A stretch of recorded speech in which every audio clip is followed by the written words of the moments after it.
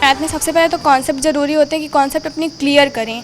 Concept clear करने के बाद हमारी जो रिवीज़न होता है मैथ्स में, अपना रिवीज़न करना हमको डेली जारी रखना पड़ता है, क्योंकि जो क्वेश्चन हम छोड़ देते हैं, ये सोचते हैं कि आते हैं, वही क्वेश्चन अक्सर हमें डिफीट खिलाते हैं। तो इस वजह से मैं डेली अपना रिवाइज़ करती थी।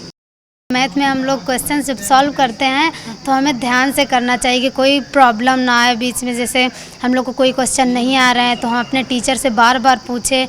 हम लोग के स्कूल में तो यही बोलते हैं, अगर एक क्वेश्चन डाउट करें तो आप बार बार पूछें, जहाँ जहाँ आपको डाउट है अपने डाउट क्लियर करिए। मैम, हमें अपनी कॉपी में सबसे पहले क्लियरिटी भी रखनी चाहिए, क्योंकि मैथ्स अगर वो अच्छे से नहीं लिखी जाएगी तो भी जब अच्छे से लिखेंगे नहीं तो टीचर अच्छे से देखेंगे नहीं। अट्रैक्ट भी होना चाहिए, और सबसे ज़्यादा प्रैक्टिस भी बहुत ज़्यादा इम्पॉर्टेंट है, और हम लोगों ने बहुत पहले से प्रैक्टिस की है।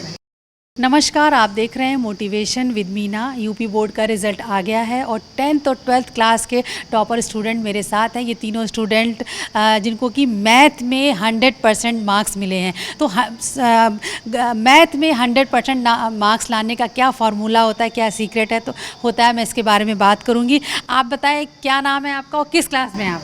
मैं 10th क्लास में हूँ। मेरा नाम आर्य त्रिपाठी है। आर्य, बताओ कि आपके 10th में ओवरऑल परसेंटेज कितना है और मैथ में कितने परसेंट आए आपके? मेरा 10th में ओवरऑल परसेंटेज 94.83% है और मैथ में मेरा 100 है। अच्छा, ये बताओ कि मैथ आप में 100% अंक लाने का क्या सीक्रेट है? कैसे आपने कॉपी ली कि एक भी नंबर नहीं कटा? मैम, पहले तो जो क्वेश्चन पेपर मिला है मैंने उसको अच्छी तरीके से 15 मिनट जो होते हैं, 3 घंटे 15 मिनट, मैंने उसमें से 10 मिनट क्वेश्चन पेपर को अच्छे से पढ़ा है। मुझे सारे क्वेश्चन आते थे, तो फिर मैंने उनको शांत दिमाग से सॉल्व करना स्टार्ट किया, क्योंकि मैम हड़बड़ी से करती तो मेरे क्वेश्चन गलत हो सकते थे। इसलिए मैंने शांतिपूर्वक और अपना धैर्य रख के अपना दिमाग एकाग्र करके मैंने अपने क्वेश्चन सॉल्व किए थे। आपने मैथ के लिए कोई एक्स्ट्रा बुक पढ़ी? यस मैम, पढ़ी है। कौन सी? अरिहंत। अच्छा, आपने जो 10th में आपके सिलेबस के अलावा आपने अरिहंत की बुक पढ़ी? Yes ma'am. अच्छा, तो आप ये बताओ कि रोज़ाना मैथ को आप कितना टाइम देती थी? मैम, मैथ में मेरा जो डेली टारगेट होता था मैं उसके हिसाब से चलती थी। ये नहीं कि मुझे एक एक्सरसाइज सॉल्व करनी की 2, जितना मेरा टारगेट डेली रूटीन रहता था मैं डेली रूटीन टारगेट के हिसाब से अपना वर्क करती थी। मैथ में 1-2 घंटे मेरा होता था हमेशा। मैथ में 100% नंबर लाने का क्या सीक्रेट है? प्रैक्टिस ज़्यादा करनी चाहिए, एक्स्ट्रा बुक्स पढ़नी, क्या सीक्रेट है? मैम, जो भी कॉन्सेप्ट होते हैं मैथ में, सबसे पहले तो कॉन्सेप्ट ज़रूरी होते हैं कि कॉन्सेप्ट अपनी क्लियर करें। कॉन्सेप्ट क्लियर करने के बाद हमारी जो रिवीज़न होता है मैथ्स में, अपना रिवीज़न करना हमको डेली जारी रखना पड़ता है, क्योंकि जो क्वेश्चन हम छोड़ देते हैं, ये सोचते हैं कि आते हैं, वही क्वेश्चन अक्सर हमें डिफीट खिलाते हैं। तो इस वजह से मैं डेली अपना रिवाइज़ करती थी। आपका मैथ में एक भी सवाल गलत नहीं हुआ था? नो मैम, मेरे 100 आउट ऑफ 100 हैं। तो आपने कॉपी कैसे लिखी थी, ये बताइए। मैम, कॉपी मैंने बहुत अच्छी लिखी थी, जैसा कॉपी का रूटीन होता है वैसे लिखा है। मेरे स्कूल में जैसा दीदी ने भी बोला था, प्रिया दीदी ने, कि 2 महीने पहले से हमारे स्कूल में प्रैक्टिस पेपर सॉल्व कराए जाते थे, अनसॉल्व। तो उस हिसाब से हम लोगों ने अपनी तैयारी कर रखी थी कि हम लोगों को ऐसे ऐसे अपनी कॉपी लिखनी है। वैसे हिसाब से हमने अपनी बोर्ड एग्ज़ाम की भी कॉपी लिखी है। अब मेरे साथ आप बताओ, आपका क्या नाम है और ओवरऑल परसेंटेज 10th में क्या कितना रहा आपका? मैम, मेरा नाम रोशनी निशाद है और ओवरऑल से मेरा 10th में है 96.17। अच्छा, तो मैथ में आप ये बताओ, मैथ में 100% लाने का क्या फॉर्मूला है? मैम, फार्मूला क्या होता है? बस प्रैक्टिस। हम लोग के स्कूल में 2 महीने पहले से ही प्रैक्टिस करवाई जाती है। उस प्रैक्टिस में जो भी हम लोग की कमियां होती हैं, हमारे टीचर लोग हमको बोलते कि ऐसा लिखो, वैसे हम लोग अपनी कमियों को दूर करने के लिए प्रैक्टिस करते थे। आपने कोई एक्स्ट्रा बुक पढ़ी मैथ की? Yes ma'am. कौन सी? अरिहंत। अच्छा, तो ये बताओ कि सिलेबस के अलावा एक्स्ट्रा बुक पढ़ने से क्या फ़ायदा होता है? मैम, एक्स्ट्रा बुक पढ़ने से फ़ायदा होता है हमको। कोई जैसे यूपी बोर्ड की ये अभी हम लोग के स्कूल में चलती है, उसमें हमें कुछ समझ में नहीं आ रहा है तो हम लोग एक्स्ट्रा बुक लेते हैं, और साथ में जैसे फ्रेंड लोग हैं, हम मतलब साथ में बैठ के स्टडी करते थे। दोनों जो लोग हम लोग साथ में पढ़ते थे, तो हम लोग पढ़ते थे, इनको कुछ नहीं आता था तो हमको वो आ जाता था, वो क्वेश्चन जो भी हम लोग को मतलब डाउट होता था हम लोग एक दूसरे से क्लियर कर लेते थे। तो ग्रुप स्टडी करना कितना इम्पोर्टेंट है? मैम, ग्रुप स्टडी करना मतलब इम्पॉर्टेंट है। जितना जैसे स्कूल टाइम में हम लोग ग्रुप स्टडी कर सकते हैं, बाकी अपने अपने घर में तो बड़ी दीदी लोग हैं, मम्मी पापा जिनके पढ़े लिखे हैं, वो सब बाकी और ग्रुप स्टडी करना भी अच्छी बात है। अच्छा, तो ये बताओ कि आपने कैसे मैथ की कॉपी लिखी? कुछ तरीका बताओ लिखने का कि एक भी नंबर ना कटे।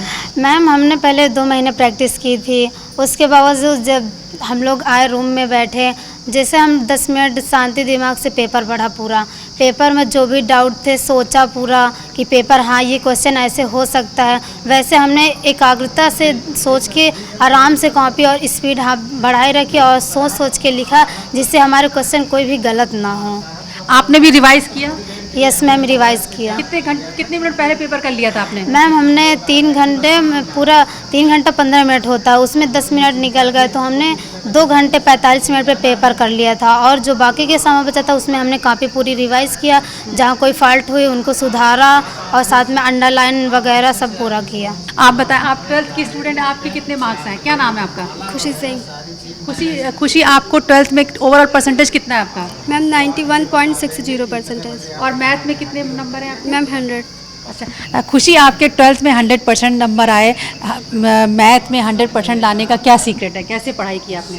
मैम हमें अपनी कॉपी में सबसे पहले क्लियरिटी भी रखनी चाहिए, क्योंकि मैथ से अगर वो अच्छे से नहीं लिखी जाएगी तो भी जब अच्छे से लिखेंगे नहीं तो टीचर अच्छे से देखेंगे नहीं। अट्रैक्ट भी होना चाहिए और सबसे ज़्यादा प्रैक्टिस भी बहुत ज़्यादा इम्पॉर्टेंट है और हम लोगों ने बहुत पहले से प्रैक्टिस की है। आपने कोई एक्स्ट्रा बुक पढ़ी मैथ की? Yes ma'am, R D. शर्मा। अच्छा, तो आर.डी. शर्मा की बुक से आपको मैथ में किस तरह की मदद मिली?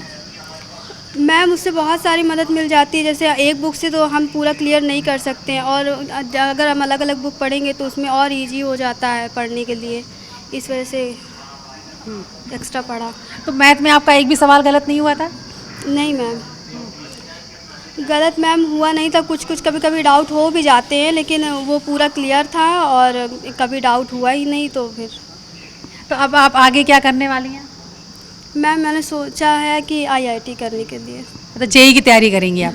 अच्छा, तो आप ही बताओ कि जैसे ज़्यादा देखा जाता है मैथ में लड़कियां थोड़ा कम इंटरेस्ट दिखाती हैं या वीक होती हैं, डर लगता है, तो आप लोगों को मैथ से डर नहीं लगा?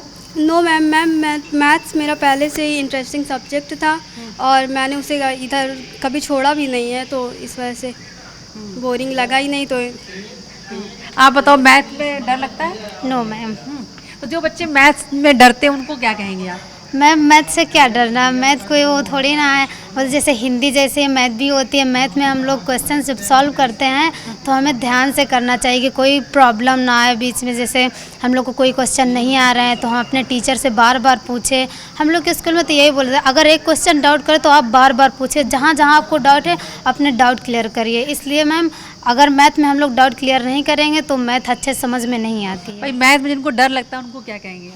मैम मैथ में डरने वाली बात तो है नहीं, मैथ बहुत इंटरेस्टिंग सब्जेक्ट है। वो हमारे डेली रूटीन में भी बहुत काम आता है मैथ। आप देखती हैं अगर मार्केट जाना है तो हमें मैथ्स की काम आती है। इस वजह से मैथ से डरने की ज़रूरत नहीं है। मैथ बहुत इंटरेस्टिंग सब्जेक्ट है, अगर समझा जाए तो बहुत ही अच्छा है। बाकी मैथ बहुत अच्छा है। Okay, thank you.